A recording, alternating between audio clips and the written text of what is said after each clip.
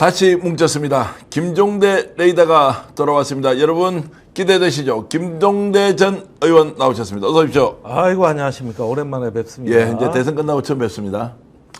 뭐 대선 때 하도 골병이 들어가지고 예. 아주 제가 아주 죽다 살아났습니다. 이재명 대통령을 만드는 것보다 이제 그래도 의리 때문에 민주노동당 쪽에서 활동하시는 거 참 힘드셨겠는데 그래도 네. 꿋꿋하게 원칙과 방향을 이렇게 아이고 그게 옛날에 정의당의 원내 정당일 때만 하더라도 그래도 기본 인프라는 있었는데 아이 딱 도와달라 그래서 가보니까 아무것도 없더라고.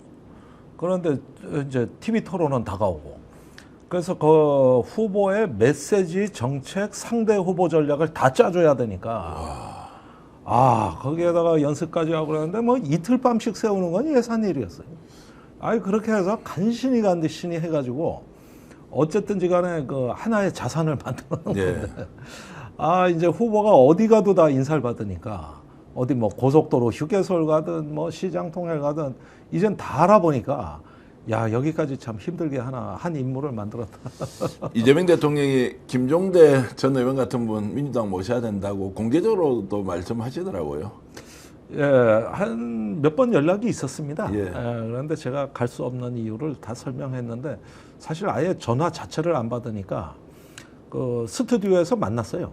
그러니까 권영국 후보하고 저하고 토론 준비를 하는데 이재명 후보가 오시더라고. 그러는데 첫 마디가 일부러 안 받았냐. 예. 이거는 선거 때니까 어쩔 수 없습니다. 이렇게 이제 점잖게 정리했죠. 뭐. 대한민국의 진보 정치의 이제 세장 또는 이제 있던 진보 정치를 이어가는 정치인이 권영국 후보였고 또 김종대 의원이 권영국 후보와 함께 이렇게 움직였던 것. 그 순간에는 민주당 지지자들이 좀 섭섭했지만 또 대한민국 정치라는 것이 이렇게 이제 다양한 스펙트럼의 이제 방향을 가진 정당들이 존재해야 되는 것이 맞다는 또 생각이 듭니다.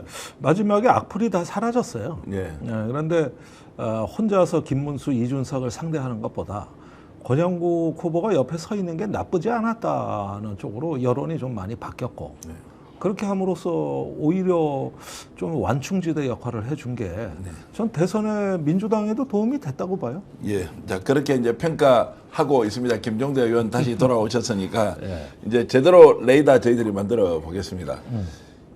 이스라엘하고 이란 전쟁이 지금 장난이 아닙니다. 미국이 지금 전면전까지 준비하는 것 같은데 이 문제부터 오늘 얘기를 좀 해보겠습니다. 심각성이 어느 정도입니까?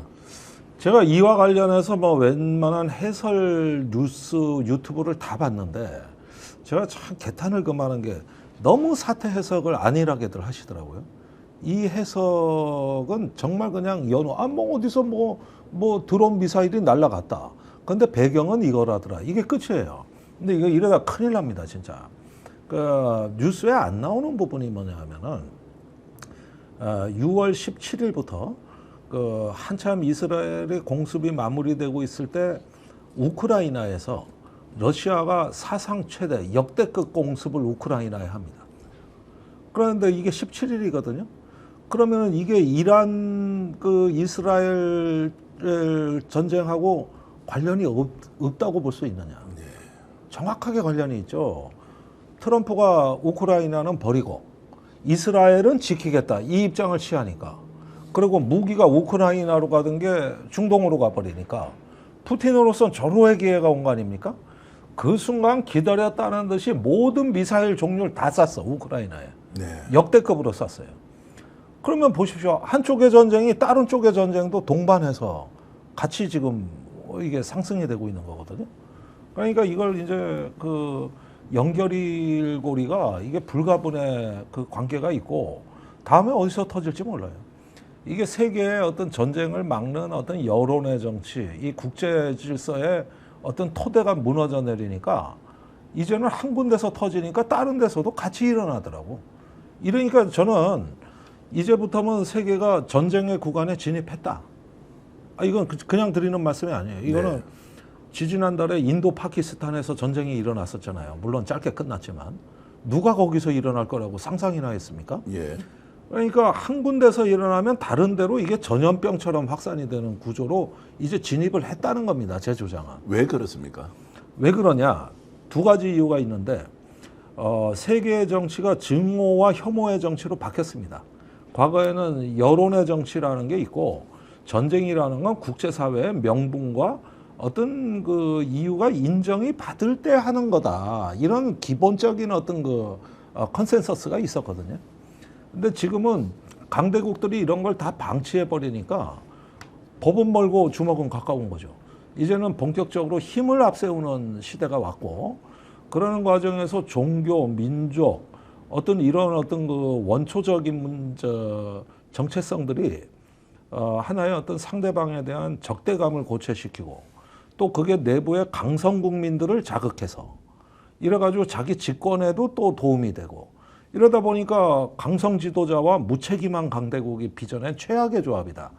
예를 들어서 무책임하고 어떤 뭐랄까 정말 무원칙한 트럼프와 극우 정치인 네타냐후의 조합은 제가 보기엔 최악의 조합이에요. 자, 이게 최악의. 이제 시작이라고 말씀하셨는데 계속 악화일로로 치달을 가능성이 더 높습니까? 예, 이게 이제 시작하긴 쉬워도 끝내기가 어려운 게, 네타냐후는 애초 이 전쟁을 뭐 이란의 핵시설 제거하려고 일으킨 거 아닙니다. 그건 표면적인 명분에 불과한 거고, 그 이슬람 정권 자체를 제거하겠다. 그럼으로써 중동 질서 자체를 재편하겠다는 이 결정적 시기가 왔다고 본 거거든요. 이건 과거에 미국도 못하던 걸 이스라엘 자기들이 하겠다는 거거든요. 그래서 이란이 팔레비 왕조가 타도되고 호메이니가 집권한 게 1979년인데 그 46년간 암덩어리였다 이거지.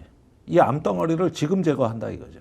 이래가지고 정권 교체로 사실상 방향을 잡았고, 이 전쟁을 하기 위해서 작년에 이란의 지원을 받는 무장단체들을 전부 다 쳤어요.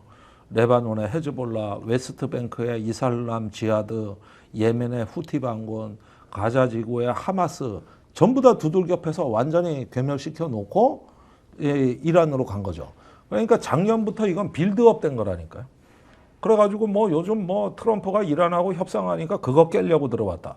아니 그게 아니라 몇 년에 걸쳐서 준비를 해가지고 저 이란이라는 하나의 이슬람의 맹주를 이 기회에 완전히 제거하고 중동을 민주화하겠다. 중동을 재편하겠다. 군사력이 그렇죠. 있으면 실제 이스라엘이 이란의 정권 교체까지 가능하다 이렇게 실제 전망할 수 있습니까? 그러니까 이제 두 가지 방법인데, 이란의 정치 군사의 수뇌부를 제거하여서 참수 작전을 하는 방식과, 또 하나는 뭐냐면은 에너지와 통신의 인프라를 공격해서 혼란에 빠뜨려 가지고 이렇게 혼란에 빠진 군중이 통제불능의 이스라엘 정부를 상대로 봉기하도록 하는, 이것도 정권 교체거든요.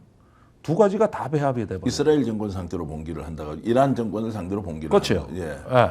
자국 내에 이제 봉기가 일어나서 정권 교체가 이루어지도록 해버리겠다. 혼란을 주고. 그렇죠. 이게 우리나라 이제 보수주의자들이 북한에 대해서 꿈꿨던 그 시나리오하고 똑같죠. 예. 그래서 정권과 주민을 분리시킨다. 예. 그다음에 정권을 고립시키고 통제력을 잃게 만든다. 이게 정권 교체 시나리오죠. 자, 가능성 여부는 일단 좀 차치하도록. 그러면 미국은 지금 이 이란과 이스라엘 간의 이런 관계에 대해서 어떤 지금 스탠스 그러니까 취하고 있습니까? 정말 무능력하고 무책임한 어떤 그 행태를 보이는데, 처음에는 이제 이스라엘을 진정시켜 놓고 트럼프가 이란하고 핵협상을 했잖아요. 네.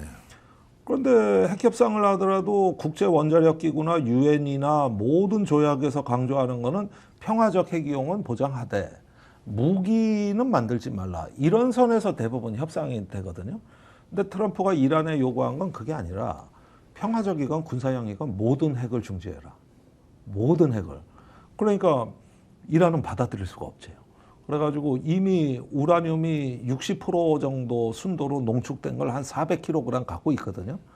근데 이거는 평화적으로도 쓸 수 있고 조금 더 농축하면 군사용으로도 쓸 수 있는 건데, 이걸 내놓으라 그러고 모든 원자력 활동을 중지하라 그러니까 이거는 못 받는다. 이러는 순간 이스라엘이 이란을 쳤죠. 네. 그러니까 원래 이스라엘은 이런 협상 자체를 반대했고, 미국이 이란을 만나는 것 자체를 반대했거든요. 아예 전쟁 준비를 하고 있었다 이런 이야기네요. 예. 그런데 이 협상이 눈에 가시였거든요. 그런데 협상이 어려워졌다 이런 소식이 들리니까 보란 듯이 치고 들어가 가지고 이제는 협상의 여지까지도 다 쓸어버리는 거죠. 그럼 미국은 지금 저 이란 이스라엘 전쟁에 대해서 어떤 그러면 이제 태도를 취해 나갈 겁니까 지금? 그 이제 트럼프 성향이 남의 나라 전쟁에 돈 대면서 우리는 개입 안 한다 이랬지만은 이스라엘은 지켜주겠다 이렇게 돼버리니까 이스라엘의 요구 사항이 점점 올라가가지고 저는 미국이 말려들었다고 봅니다. 말려들었다. 자, 탈출구는 어떻게 그걸 만들어집니까? 이 경우에는. 그래서 어제 트럼프가 저기 하메이니 그 최고 지도자한테 테헤란을 떠나라. 이건 옛날에 조지 부시가 왜 전쟁 전에 사담 후세인더러 바그다드를 떠나라. 네. 이렇게 했던 거하고 워딩이 똑같아요. 그러니까 그 최후 통첩을 어제 했고 항복하고 떠나든지 아니면은 미국의 요구를 다 받아들이든지 양자택일 해라. 그래서 최후 통첩을 미국이 했거든요. 근데 미국이 이란이 받아들일 리가 없어요. 그렇게 되면은 이제 지금 중동으로 이미 미국 니미츠급 항공모함하고 구축함이 출동을 했습니다. 네. 그다음에 우크라이나로 가던 포탄을 빼돌려서 중동으로 보냈어요. 이렇게 된 상황이니까 앞으로 어떤 이란의 대응 여하에 따라서는 전 자연스럽게 미국이 참전할 가능성이 이제 열렸다. 이란이 실제로 핵무기를 보유하고는 있습니까? 아니 그건 아니고요. 예.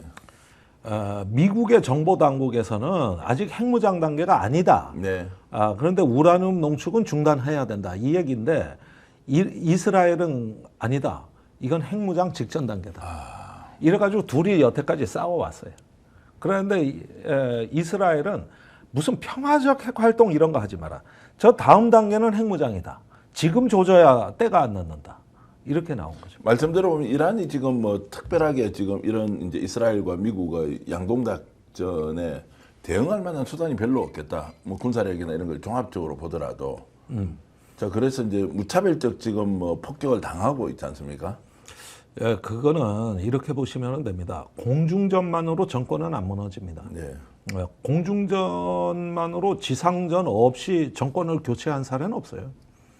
2차 대전 때 뭐 전략 폭격이라고 한 번 폭격에 10만 명, 20만 명 죽여도 정권이나 국가는 안 무너졌어요. 이걸로 뭔가 바뀐다는 거는 이거는 네타냐후가 퍼뜨린 일종의 맹신입니다. 맹신, 네. 망상이고. 그러는데 그러면은 실제 지상전을 할 거냐? 이건 아무도 얘기를 못 하지만은 그냥 지쳐서 나가 떨어지고 항복할 때까지 좁혀겠다. 이런 식으로 해서 공중전으로 가고 있거든요. 근데 공중전도 그 벙커버스터라는 지하 관통 폭탄을 미국이 제공하게 되면 이것도 심각한 단계로 갈 수가 네. 있죠. 그러면은 이란 같은 경우는 지금 쏠 수 있는 미사일이 한 400발 정도 남아 있거든요. 그다음에 드론이 아직은 많이 남아 있고 이런 걸 통해서 산발적인 저항이 예상이 되고 그다음에 다른 수단을 찾겠죠. 결국 테러 아닙니까? 그러니까 옛날에 이라크를 때리니까 유럽에서 폭탄 테러가 터지지 않습니까? 예, 예. 이게 연계되거든요. 예. 그러니까 제가 자꾸 말씀드리는 게 러시아, 우크라이나, 이란 이런 건 다 연결된 세상이고 유럽까지 불똥이 튄다 이렇게 되면 네. 그런데 무책임하게 방치하고 있는 거죠. 무책임하게. 자, 지금 이 상황을 그러면은 어떤 식으로 풀어가야 할 것이냐. 유엔도 그렇고 미국도 좀 책임 있는 거가 무력화됐어요. 무력화돼 버렸습니다. 아니 우리가 코로나 때 세계 보건기구가 무력화되듯이 지금 국제기구가 힘을 잃었고 예전만 하더라도 세계에는 좀 여론의 정치라는 게 있었습니다. 국제사회에 어떤 명분을 중시하고 전쟁을 하더라도 국제사회 지지를 얻으려고 그러고 이런 게 있었거든요. 근데 요즘 들어서는 그런 어떤 국제기구나 여론의 정치가 다 무너지고 제가 이제 세계가 전쟁의 구간에 진입했다고 보는 근거는 증오의 정치가 주류가 됐다는 거예요. 예. 증오와 어떤 전쟁 그 자체가 목적이 된 원한, 적대 이러한 어떤 그 정치가 국내 정치로부터 이게 시작이 돼가지고 이게 어떤 일반화되는 동안 뭐 유엔이 뭐 역할이 있습니까? 이번에 G7 회담도 파행으로 갔거든요. 그래가지고 어떤 다자기구도 지금 아무런 역할을 못 하고 있고 이런 식으로 세계의 어떤 평화를 유지하는 메커니즘 자체가 지금은 깨져나가고 있기 때문에 다음은 어디서 터질지 몰라요. 이게 세계가 무정부 상태가 되는 건데 이게 어디서 터질지 알아요. 이스라엘의 네타냐후 대통령에 대해서 자국 내의 통제 이런 건 불가능합니까? 여기 극우주의자 전쟁 광처럼 보이거든요, 저희들에는. 예. 그런데 이걸 통제할 만한 그 국내의 정치적 수단도 아예 그냥 상실해 버렸습니까? 근데 이제 그렇게 네타냐후가 정치적 위기가 있었다 그러지만은 작년에 이스라엘이 레바논을 침공하게 되니까 이스라엘 내 모든 야당이 입을 닫았고, 그리고 이스라엘 내에도 국제주의자, 평화주의자들이 많거든요. 예. 우리 잘 아는 유발 하라리 얼마 전에 맞습니다. 한국 예, 다녀갔지 않습니까? 그런 세계의 지성도 있거든요. 예. 그런데 레바논 침공 때부터는 표현의 자유를 다 뺏겼다고 보시는 게 맞고, 권력을 가지고 있는 정권이 전쟁을 일으켜버리니까 공포감이 생기는 거고 그쪽으로 안 따라가면 안 되는 것을 고도의 정치 전술로 사용하고 있는 거네요. 그렇죠. 그러니까 이런 어떤 숙적이라고 할 수 있는 적을 칠 때 시민들이 환호하니까 네. 야당은 아무 말도 못하죠. 아무 말도. 이제 완전히 전쟁의 정치학 뭐 이렇게 돼서 이걸 이제 주도하는 일종의 주류 좀 통치 일종의 시스템으로 활용하고 있다. 그러니까 이게 제가 거듭 말씀드리지만 세계가 전쟁의 구간에 문턱을 넘었다. 네. 근데 제가 이렇게 말씀드리는 게 이게 기존의 평론가들이 너무 안이하게 얘기를 해서 그런 거예요. 이건 확실한 겁니다. 왜 그러냐? 국내 정치가 강성 여론에 따라가는, 거기서 극소수의 극단적 그룹이 전체 여론을 다 장악해버리는 거예요. 이런 국내 정치에 위해서 증오의 정치가 하나의 어떤 그 원한과 적대를 이렇게 부추기는 거란 말이죠. 제가 지난번에 그 우리나라 작년에 계엄 사태를 겪으면서 뼈저리게 깨달은 게 있어요. 작년 10월부터 12월 사이에 우리도 큰일 날 뻔했어요. 그때 북한에서 오물풍선 보내는 거 예, 원점 예. 타격한다고 예. 난리칠 때거든요. 그런데 그 과정을 국회 내란 특위 보고서라든가 김영형 공소장을 자세히 읽다가 문득 알게 되는 건데, 대한민국에서는 두 놈만 미치면 전쟁이 가능합니다. 대통령과 국방장관. 네. 두 놈만 미치면은 전쟁이 얼마든지 가능하겠더라고. 그때 당시에 뭐 평양에 드론 보내고 백령도에서 포 쏴대고 아파치 헬기가 아파치 헬기가 백령도 지나가고, 예. 아니 교전이 벌어져도 하등에 이상할 게 없는 상황이잖아요. 그때가 제일 위험했어요. 그런데 이런 거는 합참 의장이 건의한 적도 없고 무슨 군 사령관들이 하자고 한 적도 없어요. 오로지 두 놈입니다. 윤석열과 김영현. 그런데 우리나라는 NSC 회의가 있다, 국무회의가 있다, 헌법이 있다, 또 한미 연합방위 체제가 있다, 이래가지고 한두 사람의 망상으로는 전쟁이 안 일어나는 걸로 대부분 생각해 왔거든. 저 그렇습니다. 자신조차도. 네. 근데 작년 10월에서 12월 상황을 보니까 그게 아닌겨. 딱 두 놈만 미치면 안 돼요. 그러면은 NSC나 뭐 국무회의 안 열어도 장관이 직접 오물풍선 타격을 하고 드론 날려보내고 다 했단 말이에요. 그러니까 두 놈만 미치면 전쟁이 가능하겠더라고. 그 정도로 취약하더라고. 마지막 순간에 어떤 힘에 의해서 그걸 막아냈습니까, 우리가? 가장 결정적인 건 북한의 무대응이죠. 네. 그때 10월 7일 날 우리 무인기가 평양에 갔는데, 그때가 북한군이 러시아에 파병된다는 첫 기사가 나왔을 때입니다. 정확히 그때예요. 그래가지고 북한의 그 폭풍군단이라고 북한의 특수부대가 러시아로 이미 이동이 끝난 상태니까 이쪽에서 싸움을 거는 잽을 던져도 북한이 그냥 얻어맞기만 하면 우린 여기는 안 싸우고 저쪽 가서 싸우겠다. 이래가지고 이제 크루스크로 이동을 했거든요. 과거에 우리가 베트남전 때 파병한다 그러니까 북한이 엄청 쳐들어왔죠. 삼척의 무장공비, 이승복 사건, 김신조 사건. 그게 뭐냐면 우리가 월남 간다 그러니까 북한에서 잡으려고 60년대 말부터 엄청나게 들어왔는데, 지금 그걸 우리가 하고 있는 거죠. 이제 저쪽에 러시아로 간다 그러니까 우리가 가서 이제 도발을 해버리는 이런 형국이 돼버린 거죠. 외환죄 실제 적용할 만큼 범죄를 저지른 거 확실하죠?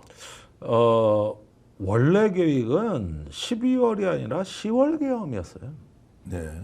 10월에 원래 하려고. 기억나십니까? 그 국군의 날 그 퍼레이드가 끝나고 그날 밤에 그 김용현이 군사령관들하고 관저에서 술 먹고 있었는데 그 자리에 윤석열이 나도 끼워줘 하고 왔잖아. 그 자리에서 한 말이 우리나라 사법 체계로는 야당 대표를 처벌할 수가 없다. 이제는 비상조치권을 발동해야 되겠다. 그런데 8월에도 술자리에서 그랬는데 이 10월 1일 날 저녁 술자리는 아주 높은 수준까지 갔거든요. 그래서 거기서 사령관들한테 계엄 선포를 통보해버린 거예요. 그런데 10월에 안 일어났죠. 그때 이제 10월부터 오물풍선이 심각하다 그래가지고 이제 김용현이 합참의 지휘통제실로 와서 그 김명수 합참의장하고 오물풍선 원점 타격을 갖다가 토의하기 시작했죠. 근데 합참에서는 반발을 한 게 원점을 타격한다 그러는데 어디까지가 원점이냐? 곧 날려보낸 데가 원점이냐? 생산시설까지도 원점이냐? 저장시설은 어떻게 할 거냐? 그 다음에 이 작전을 주도하는 지휘시설은 놔둘 거냐? 이러다 보니까 원점의 범위가 걷잡을 수 없이 확대된단 말이죠. 그래서 합참에서는 이거는 한미연합 시스템을 초월해서 우리 단독으로는 불가능한 작전이다. 그러니까 김용현이가 합참의장 보고 막말을 퍼붓잖아요. 개념 없는 놈이다. 이런 것도 하나 결단을 못 내리고 그러면서 저기 뛰쳐나갔죠. 그래가지고 몇 번 그 전방에서 실제로 우리 비호 복합 대공 무기라고 그 아주 그 좋은 무기가 있는데 그걸 이미 사전 배치를 해가지고 그 오물풍선에 대한 경고 사격에 이어서 바로 사격을 할 준비까지 갔던 거거든. 실제로 전쟁을 하려고 했네요. 그러니까 그때 그 보면은 저기 북한이 대응만 해준다면 즉각 행동을 하겠다는 결기가 있었던 거죠. 그래가지고 11월 초에 합참의 대통령실 지시로 북한 4군단 합동 타격 계획이 수립됩니다. 북한 4군단은 해주에 있습니다. 그런데 타격 계획의 목표가 하달이 됐는데 향후에 2 내지 3년간 북한이 서해에서 도발을 꿈도 못 꿀 정도로 4군단 사령부와 지휘시설, 병영시설, 통신시설, 군수시설을 전부 타격하는 계획을 작성하라 이거지. 이게 11월까지 상황이거든요. 그러니까 이때가 가장 위험했을 때예요. 이때가 제가 보기에는 한반도 안보가 이게 뭐 기존 시스템은 고장난 지 오래고 오로지 대통령과 김용현 둘이서 뭔가 일을 벌릴 듯한 상황까지 갔던 거기 때문에 원래 계엄은 그때 선포될 예정이었던 거라고 이 전방 상황을 핑계로 그랬는데 이게 12월로 미뤄지면서 명분이 바뀐 거죠. 그 말씀 들어보면 참 끔찍하다, 충격적이다 이런 표현으로도 상황이 다 설명이 안 되는데 어쨌든 기적적으로 대한민국은 이걸 이제 막아냈습니다. 국민들이 나섰고 그리고 정권 교체까지 됐는데 자 그럼 이스라엘 이란 전쟁 그리고 지금 우크라이나 러시아 이쪽도 전 세계가 이제 전쟁의 초입에 들어섰다라고 하면 결국 우리는 국민들이 민주주의를 수호하겠다는 마음으로 어떤 식으로든 이제 자국 내에서 이렇게 이제 정리정돈을 해내고 있지 않습니까? 네. 그러면 이제 바깥에서 일어나고 있는 이런 이제 전쟁의 소용돌이 문제는 실제로 이제 솔루션 어떤 방식으로 해결이 되어야 하느냐. 해결길이 없다는 것은 현상에 대해서 충분히 설명이 됐고요. 어떤 방식으로 이걸 이제 해결해야 하느냐, 평화를 지키느냐. 그런데 이제 얼마 전에 이재명 대통령이 대북 확성기 방송을 중단하고 북한의 상응 조치를 이끌어내지 않았습니까? 그리고 북한은 러시아 신경 쓰기 바쁘거든요. 그리고 이란이 공습을 받고 바로 어제죠, 어제. 북한이 6천 명을 러시아에 추가 파병한다고 소식이 또 들려왔거든요.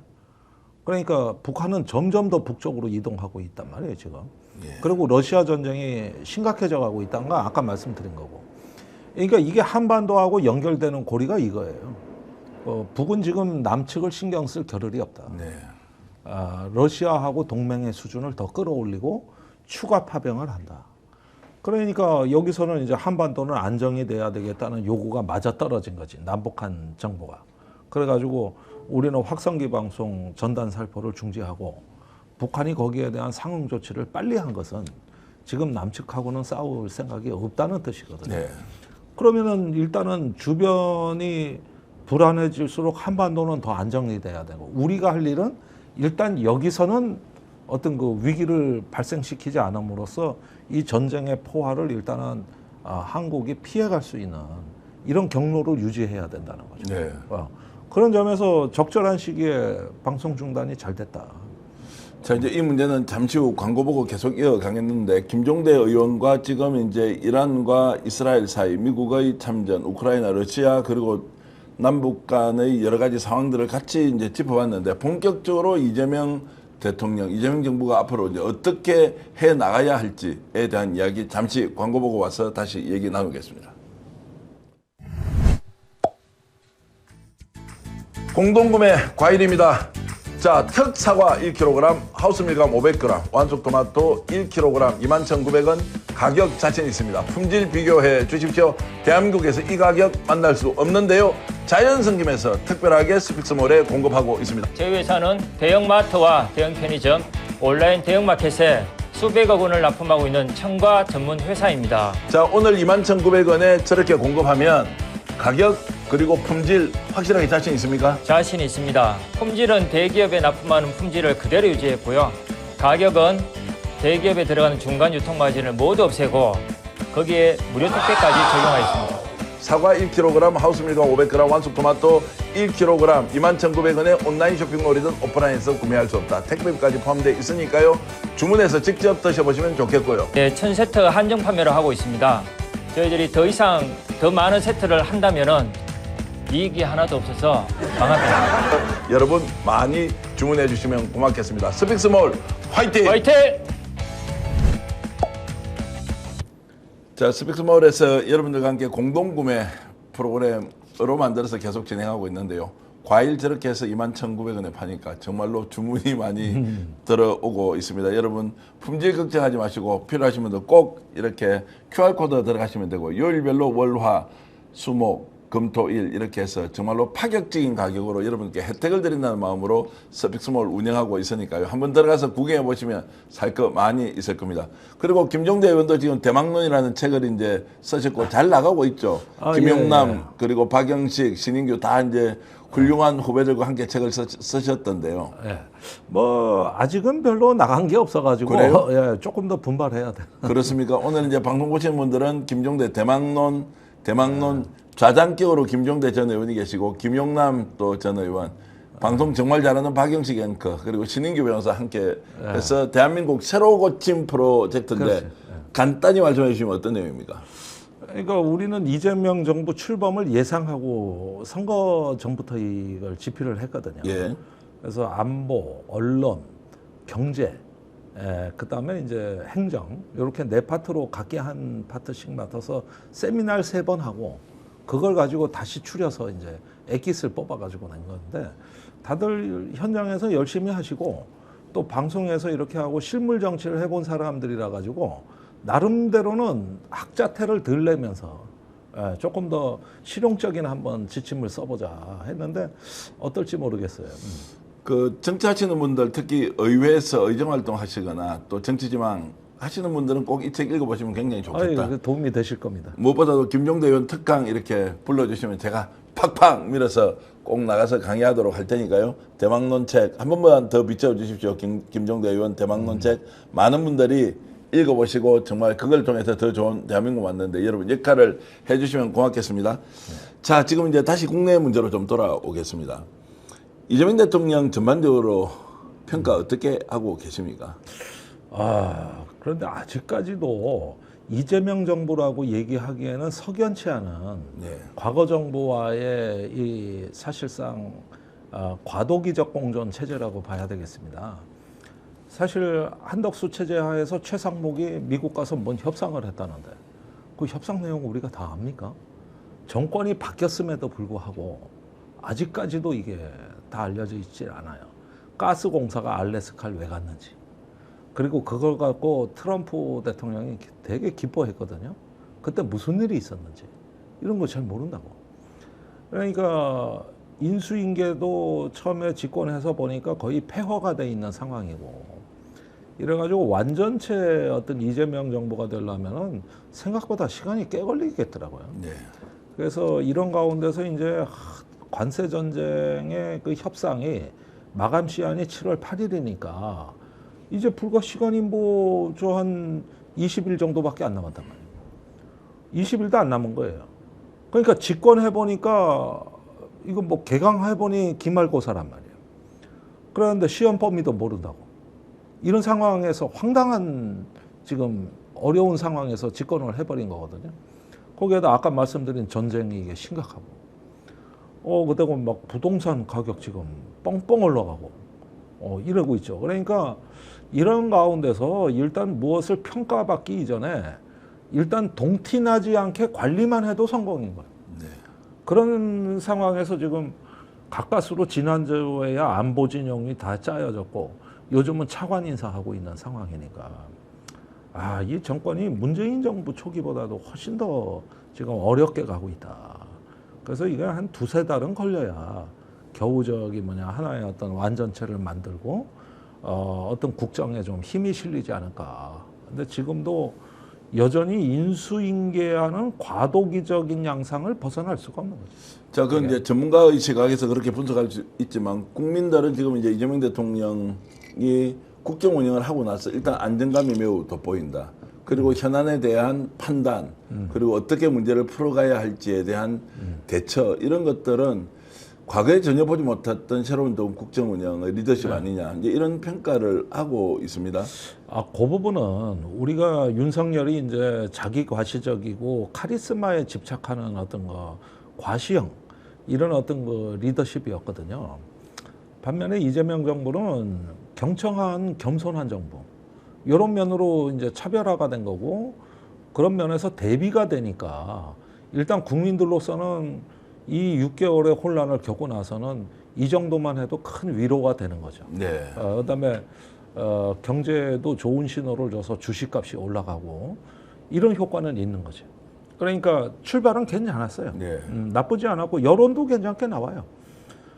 그런데 이제 진짜 실력을 보여주려면은 좋은 인재들이 적재적소에서 다 일할 수 있는 여건을 갖춰야 되고, 거기에서 대통령이 모든 걸 다 할 수가 없기 때문에 아무리 해박하고 일정을 바쁘게 소화한다고 해서 결국 대통령 혼자 이걸 다 해결할 수 있는 일이 아니니까, 역시 중요한 건 앞으로 몇 달은 인사 문제가 제일 중요하다.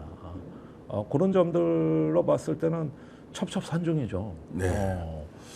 그러니까 기대가 큰 것도 일종의 해석이고 전망이고 평가인데, 이제 첩첩산중이라는 것도 해석이고 전망이고 평가인데, 결국 제한되는 이제 인적 자원의 한도 안에서, 한계 안에서 이제 사람을 뽑아 써야 되지 않습니까?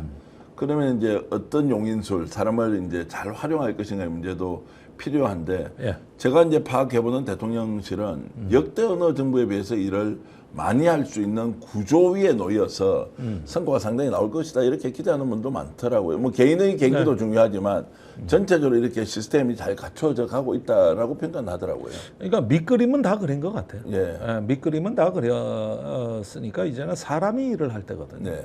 그래서 국정 기획은 나름대로 디자인이 됐다.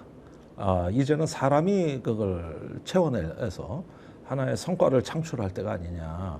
그런데 너무 이제 윤석열하고 대비돼 가지고 잘할 거야 하고 막 기대치를 올리는 것보다는 네. 조금 차분하게 기다릴 건 기다리고, 또 너무 과욕을 부리지 않는 것도 중요해요. 예. 아니 워낙 윤석열이 나라를 망쳐놔 가지고 중간만 해도 잘하는 것처럼 보인다니까. 자, 민감한 문제도 그러면 질문을 좀 드려보겠습니다. 원래 학부에서 이제 경제학 전공하셨으니까 지금 이제 서울 부동산 문제는 지방은 완전히 폭망 상태, 그렇죠. 서울은 폭등 상태. 이거 지금 이제 어떻게 밸런스를 맞추고 정책을 이제 내놔야 하느냐. 이것이 당장 이제 현안이 되어서 서울대 경제학과 이중구 교수 같은 분은 야, 이거 지금 자칫 잘못 건드리면 큰일 난다라는 얘기까지 하고 있는데, 이 지금 냉온탕 상태의 부동산 시장을 어떻게 그러면 컨트롤 할 것이냐. 그러니까 거기에 관해서는요, 부동산하고 주식, 그 다음에 펀드, 이 세 가지가 김용남 의원이 옛날 국민의힘 안에서 개혁보수로서 밑그림을 그리던 그 주제거든요. 근데 거기서 안 받았죠. 상법 개정도 원래는 거기서 했었어야 되는 거죠. 국민의힘이. 네. 그러는데 무슨 대기업 덕본 것도 없으면서 다짜고짜 충성맹세하면서 그냥 다 뭉개버린 거 아닙니까? 그러니까 김용남 의원이 그걸 다 갖고 나와서 앞에 경제 분야 그 내용으로 집필한 게 이 대망론이에요. 아주 재밌어요. 네, 예. 근데 부동산 같은 경우도 지금 지방은 폭망, 서울은 폭등, 이게 어떻게 대응하냐면 여기에 처방법이 나와 있는 거는 그 똘똘한 한 채 정책은 이제 폐지할 때가 됐다. 그러니까 그게 더 오히려 격차를 벌렸다고 보는 거거든요. 그러면은 지방에 뭐 저기 어디 뭐 한두 개 갖고 있고 서울에 한두 개 갖고 있고 이러던 걸 세금 때문에 이제 지방 거 다 팔아치우고 서울에 똘똘한 한 채 갖자. 이렇게 더 쏠려 버렸다는 거예요. 네. 이것이 격차를 벌리는데 또 이 원인을 제공했다. 상당히 날카로운 지적이에요. 그런 부분들에서 몇 가지 처방책들이 이제 나오는 부분들을 상당히 참고해 볼 만하다. 그 말씀을 이어서 질문을 드리면 그럼 똘똘한 한 채 대신에 지방의 한 채를 소유할 경우에는 뭐 세금 경감이나 이렇게 그렇죠. 하자고 하면 네. 당장 민주당 정부에서 이제 1가구 2주택 다주택자에 대해서 오히려 투자를 활성화하는 것이 아니라 투기를 부추긴다 이렇게 또 비판이 나올 수밖에 없지 않습니까? 아니 그러니까 그 부분입니다. 문제는. 그런데 이미 지방이 저기 거의 반 가까이 폭락을 한 상태거든요. 폭망입니다, 실제. 예. 예. 지금 부산 같은데 그 해운대 목 좋은 데도 지금 푹푹 떨어지고 있죠. 네. 예. 그러면은 자 저기 뭐랄까 이게 1가구 2주택 이거는 과거에 지방하고 서울이 어느 정도 업빗을 할 때 대기업 간에는 그럴 땐 그 정책이 맞다 이거예요. 네. 근데 지금은 격차가 너무 벌어져 가지고 똑같은 1가구 2주택으로 볼 수 있는 상황은 이미 넘어섰으니 이젠 서울에 그 뭔가 이렇게 응축된 이 증기압은 좀 빼는 쪽으로 정책을 전환해야 되지 않느냐. 그러면 건드려야 될 게 1가구 2주택이다. 이제 이런 어떤 그 진단이시고 상법 개정이 있단 말이죠. 이것도 마찬가지인데 이것도 원래는 국민의힘이 했었어야 된다는 거죠. 그런데 지금에 와서 보면은 이제 어떤 주주 권리 확대하고 상법 개정하고 해서 어떤 코스피 5천 시대 이거는 불가능한 목표가 아니라고 주장을 하는 거고 세 번째 여기 파격적 주장이 실려 있는데 그 헤지 펀드 말입니다. 거대 그 펀드 자본들 투기 자본이라고 얘기합니다. 투기 자본이라고 예. 얘기하는데 그 오해도 바꿔야 된다. 그렇죠. 예, 우리가 옛날에 그 저기 한참 IMF 겪고 뭐 했을 때 외국 기업에 많이 먹혔잖아요. 근데 훗날 그 기업이 먹튀가 됐단 말이야. 론스타 사태 같은 게 있었단 말이야. 그때 나온 한탄이 우리가 돈이 없어 먹혔다. 이런 얘기를 많이 하거든요. 그러면은 자금을 동원할 수 있는 플랫폼들을 양성하는 게 맞다는 주장이에요. 그러니까 이게 바로 중도 보수 주장이야. 내가 보기에는. 그러니까 그 말씀은 이제 투기라고 표현을 하지 말고 하이리스크 하이리턴 게임이 있으면 그렇지. 외국의 헤지펀드한테 맡기지 말고 국내도 이렇게 하이리스크 하이리턴 투자 수익률이 높은 것들은 국내 자본 만들어서 투자를 해라. 그렇죠. 많은 그러니까 기업에 대해서. 우리 지금 AI 뭐 100조 투자를 한다, 뭐 어쩐다, 제조업에 투자를 한다 이러는데 뭔 돈으로 할 거냐 이게? 다 세금으로 할 거냐? 그거 불가능하잖아요. 그리고 이렇게 되면은 제조업이 부상하는 중국에 무슨 수로 맞설 거냐? 그러다 보면 국내에 있는 자금을 동원하는데 이 펀드들이 어느 정도 이익을 담당할 수 있다고 본 겁니다. 그래서 이런 주장들이 김용남 의원 얘기하는 건 그동안에 진보가 약간 금기시했던 틀을 좀 깨요. 그 부분이 저는 돋보인다고 보는 거예요. 그런데 김종대 의원은 굉장히 이제 진보 진영 쪽에서 이 문제에 대해서 특히 이제 평등에 대한 것, 공정, 뭐 공정은 지금 이제 보통 명사가 됐으니까 이런 면에서 보면 투자와 투기에 대한 경계선이 애매모호하지 않습니까? 거기에 대해서 굉장히 이제 좀 엄격하게 정의당 계열, 진보 계열은 이걸 지금 좀 평가를 해왔지 않습니까? 근데 그것도 제가 당내에서 좀 많이 부딪힌 건데 원래 여기 구호가 뭐냐면은 부자에게 증세를 서민에게 복지를 해요. 근데 난 이 구호가 잘못됐다고 보는 거야. 저기 부자에게 증세를 모두에게 복지를 이렇게 바꿔야 되는 거야. 그러니까 진보가 오해받는 건 뭐냐면은 가진 자의 재산을 뺏어서 없는 자한테 갖다 주자는 세력인 것처럼 비춰진다는 거죠. 그런데 그게 아니라 중산층도 어느 정도 넉넉한 여유 있는 중산층도 세금을 내면 그 혜택을 중산층도 충분히 받는다는 거죠. 이 서민만 받는 게 아니라는 거. 이 부분을 왜 설명 안 하냐 하는 게 제 지론이에요. 네. 그래서 부자의 증세를 모두에게 복지를이다. 자 보십시오. 우리나라 지금 정의당식으로 복지 공약을 짜도요. 1년에 복지 재원 70조면은 다 뒤집었습니다. 그러면 국가 암 치료 다 국가 책임져야 되고 돌봄 국가 다 됩니다. 70조면 다 뒤집었어요. 그런데 보십시오. 국가가 이걸 안 해주니까 우리가 노후가 불안하고 내 미래가 불안하니까 실손보험 드시잖아요. 아마 그 돈이 의료보험보다 더 많이 낼걸? 네, 맞습니다. 그 시장이 얼마냐? 700조가 넘습니다. 그러면은 그거 다 뭐 삼성생명, LIG 이런 데 갖다 바치는 거거든요. 근데 사실은 손해보고 보험 드는 거거든. 네. 그래서 암보험 따로 들고 이것도 보장이 약하면 저거 따로 들고 맨날 이순재가 YTN에 광고 시간에 나와가지고 묻지도 따지지도 않습니다 하고 돈 쓸어 가잖아요. 그게 600조, 700조라고. 그러면은 그렇게 해서 실손보험 시장 자꾸 키우는 게 낫습니까? 아니면은 우리가 세금을 걷어서 70조를 복지를 공동구매하는 게 낫습니까? 이거는 서민 정책이라기보다는 오히려 중산층 정책에 가깝습니다. 그래서 중산층도 내가 낸 세금이 나에게 돌아오는 혜택이 충분하다고 확신을 하면은 세금 낼 의향이 있다는 게 7, 80%거든요. 여론에도. 그러니까 이거는 모두의 공공재를 공동으로 구매하는 거예요. 그 다음에 생활협동조합 우리가 만들어서 농수산식품 싸게 사고 품질 보증 받지 않아요? 유통업계 생략해버리고 똑같은 겁니다. 대기업 통하지 않고 복지를 공동으로 구매하는 거죠.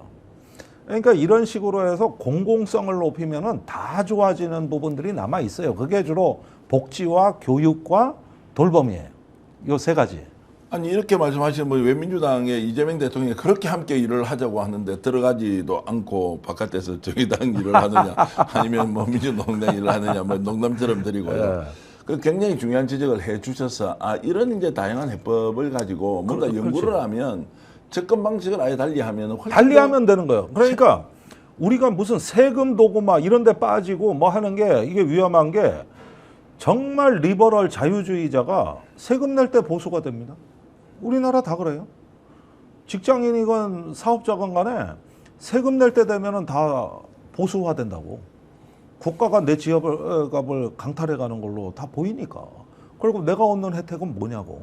그냥 뺏기는 걸로 알면서 내가 세금 낸다는 걸 아주 나쁘게 인식하고 그게 또 사회적으로 나쁜 거라는 통념이 있단 말이에요. 그런데 그러지 말고 이게 사회 안전망이고 뒤처진 국민들을 갖다가 일으켜 세워서 손을 잡고 같이 가준다. 이런 국가 책임을 얘기하자는 거고 저는 좋은 경험이 있는 게 제가 국방위원 할 때 병사 월급 100만 원 올리고 휴대폰을 다 보급해 줬거든요. 그 순간 무슨 일이 일어났느냐. 자살자 40% 감소. 네. 국내 강력범죄 폭행 폭언 사고 48% 감소. 하루아침에 바뀌어요. 그러니까 뭔가 연결을 시켜주고 적당한 여건을 보장해 주니까 청년들이 죽을 사람이 안 죽어. 그러면 그 실험 데이터를 전 사회로 확대할 수 있는 거 아닙니까?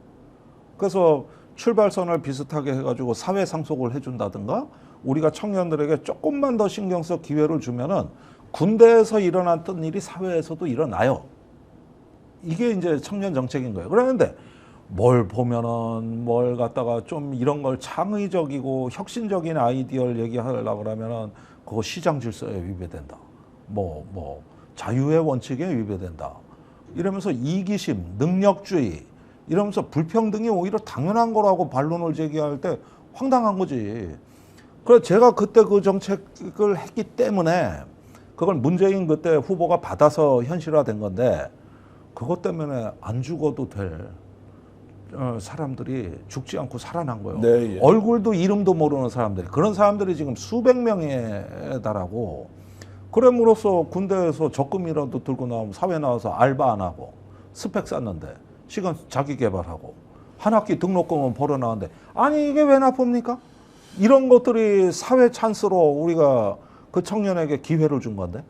진보 진영의 정치인인 김종대 전 의원이 우리가 이제 실용주의 노선뿐만이 아니라 그 우리 정책이 생산성과 효율성을 가지도록 구조를 만드는 일이 충분히 가능하겠다는 이제 생각이 들면서 참 대단하시다는 생각 제가 또 하게 됩니다. 근데 이런 것들은 진보 정당이 옆에서 막 지져줘야 네. 큰 정당이 일부 따라오는 거지. 좀 움직이기가 좀 상대적으로 수월하겠습니다. 아니 큰 정당에선 자체적으로 못 한다니까. 네. 왜냐하면 이해 충돌이 많아서 그래요.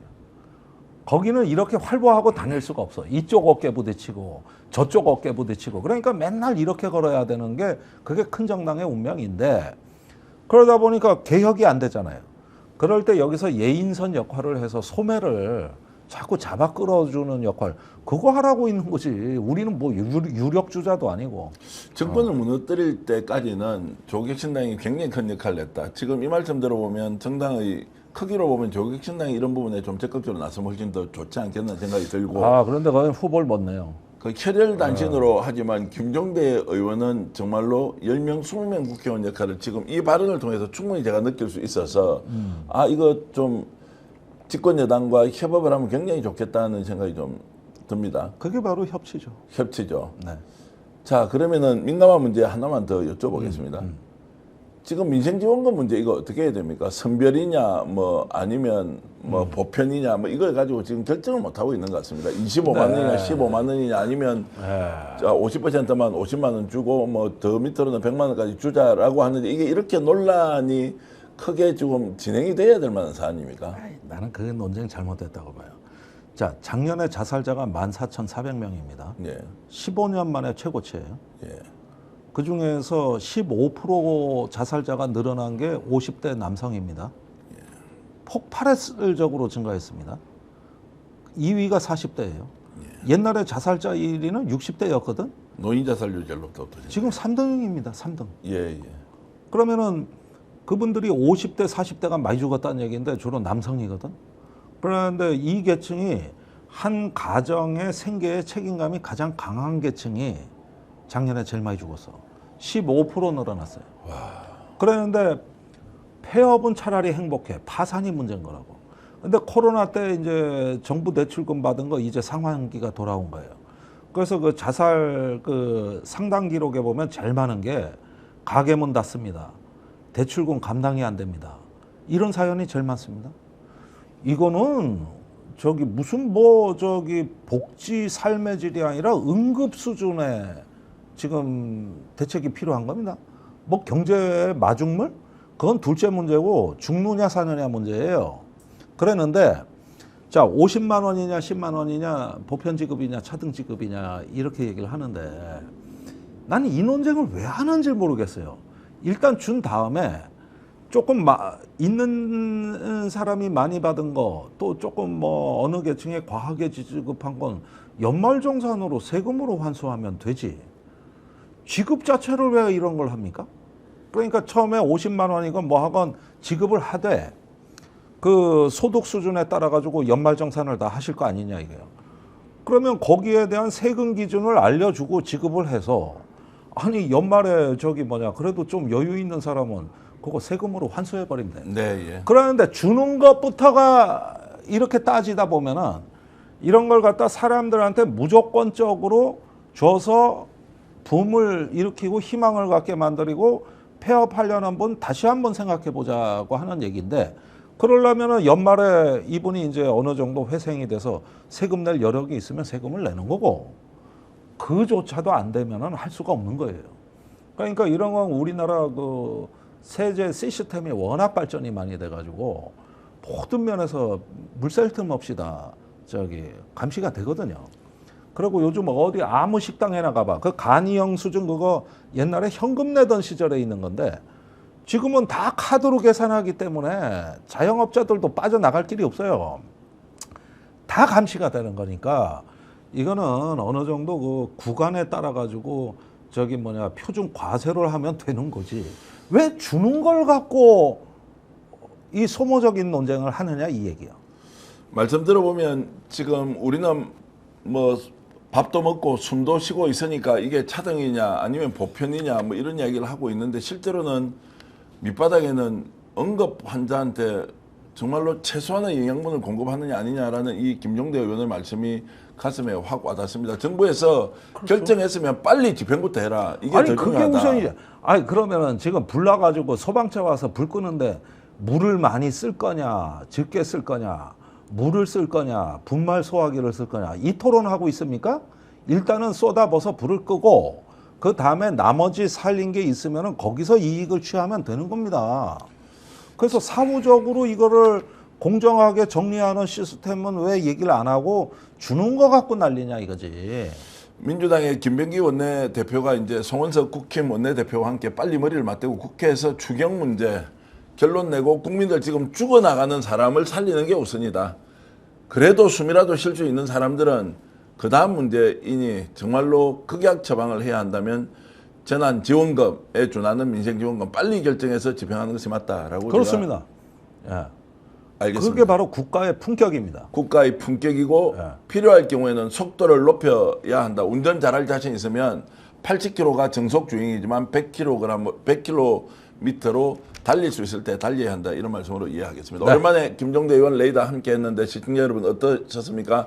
오늘 저녁 행복하게 보내시고요. 저희들이 하고 있는 스픽스몰 그리고 오늘 김종대, 김용남, 박영식, 신인규 4명의 공동 저자인 대망론도 여러분들께 많은 관심 부탁드리겠습니다. 시청해주신 여러분 인사드리고 마무리하겠습니다. 여러분 고맙습니다. 스픽스는 말하는 언론입니다. 대세는 유튜브, 그중에서 스픽스. 좋아요, 댓글, 구독, 알림 설정. 여러분이 저희를 사랑해 주시고 우리가 여러분을 사랑하는 4가지 방법입니다.